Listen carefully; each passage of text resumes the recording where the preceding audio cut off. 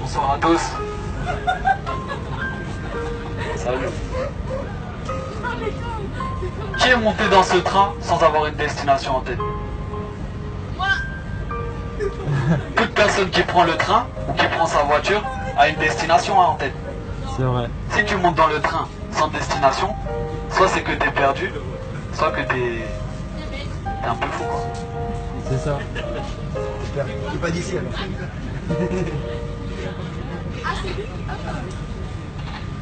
Mais maintenant, est-ce que tu savais que ta vie a une destination aussi?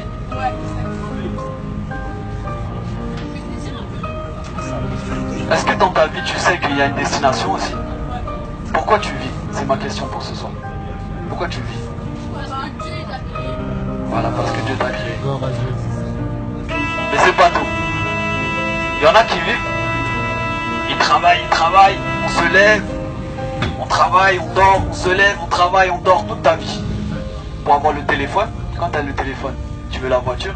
Quand tu as la voiture, tu veux la maison. Quand tu as la maison, tu veux une autre maison. Même quand tu as une femme, des fois tu veux une autre femme. Mais pour aller où?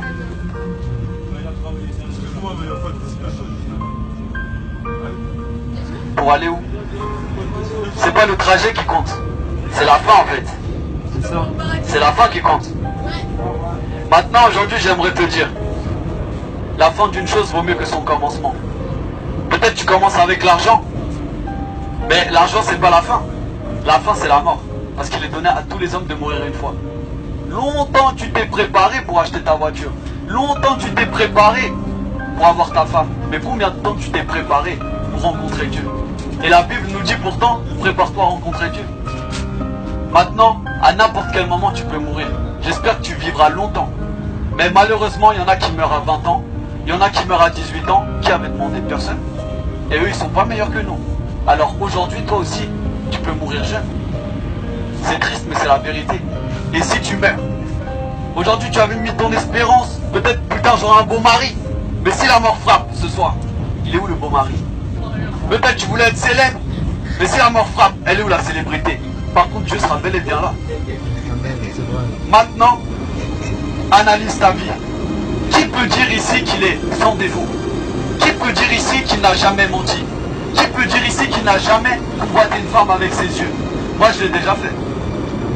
Mais la Bible dit qu'aucun menteur n'héritera du royaume des cieux. Qu'aucun idolâtre n'héritera du royaume des cieux. Qu'aucun débauché n'héritera du royaume des cieux. La Bible va jusqu'à dire que tous les hommes sont pécheurs et sont privés de la gloire de Dieu. Donc malgré que tu aies un beau visage, malgré que tu es apprécié par tous tes amis, si tu es devant Dieu, Dieu est saint. Tellement saint que ses yeux ne peuvent même pas voir le péché. Comment tu vas rentrer dans le royaume de Dieu? Et même si même quand tu seras jeté en enfer, ce sera juste. Parce que le cœur de l'homme est mauvais. Aucune religion ne peut te sauver. Parce que la religion, c'est croire. J'ai fait ces actions, je vais mériter le ciel. Tu crois que tu mérites le ciel? La Bible dit qu'on n'est pas sauvé par les œuvres, mais qu'on est sauvé par la foi en Jésus-Christ. Parce que tout a un prix dans la vie. Même tes péchés ont un prix. C'est pas gratuit. Dieu est juste et quelqu'un doit payer. C'est pour ça que Dieu, dans son grand amour, oui, parce que Dieu est amour, sa volonté est que tout homme soit sauvé, que tout homme ait la vie éternelle. Il a envoyé Jésus-Christ, son Fils. Il a bu la coupe de la colère de Dieu. Toutes les fois où tu as menti, toutes les fois où tu as haï, Jésus-Christ l'a subi par amour pour toi. Parce que tout comme un père a compassion de ses enfants, l'Éternel a compassion de ceux qui le craignent. Dieu te demande simplement une chose. Repens-toi. Cesse de faire le mal. Cesse de vouloir être le Dieu de ta vie. Mets ta foi en Jésus-Christ, tu seras sauvé.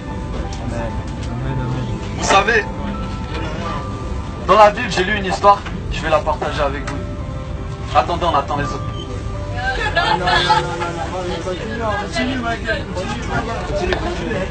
Les gens écoutent. Tu vois, il y avait une femme samaritaine. Elle était au bord d'un puits. Jésus-Christ, il passait par là, il avait faim, il avait soif, il aurait pu rentrer à la maison, manger, dormir. Mais comme il cherche pas ses intérêts, il est venu au bord de cette femme qui était au bord du puits pour lui parler. Tout comme moi, j'aurais pu rester à la maison. J'ai des frères, j'ai des soeurs, j'ai ma maman, j'ai mon père. Mais aujourd'hui, je suis là, je sais même pas quelle heure il est, je parle dans le train. Qu'est-ce que c'est quoi la suite de l'histoire? La suite de l'histoire, c'est qu'en fait, cette femme, Jésus lui dit, si tu bois de cette eau, tu auras encore soif. Tous les jours, tu vas venir ici boire. Tu vas boire, tu rentres à la maison. T'as soif, tu retournes. Mais il a dit, mais si tu bois de mon eau, tu n'auras plus jamais soif. Moi-même, il y a 2 ans, j'étais comme cette femme. Le cœur de l'homme a soif. J'ai cherché la cigarette. J'ai fumé le cannabis. J'ai essayé de combler ce vide par l'amour des hommes. Je disais, être rebelle. Mais mon cœur n'est jamais satisfait. Tout comme si tu as la voiture que tu désires, tu ne seras pas satisfaite. L'homme vit d'espoir. Tu te dis peut-être plus tard, je serai plus heureux qu'aujourd'hui. Mais laisse-moi te dire, quand tu as 80 ans, quel espoir il te reste? Toi qui croyais un jour trouver le bonheur, tu ne l'as toujours pas trouvé, qu'est-ce qu'il te reste? C'est pour ça qu'il y a des personnes âgées qui sont aigries. Tu vois la mort s'approcher. Et qu'est-ce qu'il restera de tous tes biens? Qui va en profiter? Personne. Ta vie n'a été que du vent. Tes soirées n'ont été que du vent. Toutes tes relations amoureuses n'ont été que du vent. Parce que tu as construit la maison sur le sable. Mais Dieu veut que tu construises la maison sur le roc. Amen. Sur sa parole. Parce que Dieu n'est pas un homme pour mentir. Ce soir, qu'est-ce que tu feras de cette parole? Amen. Mets ta foi en Jésus-Christ. Et Dieu te promet la vie éternelle. Amen. Amen. Que Dieu vous bénisse.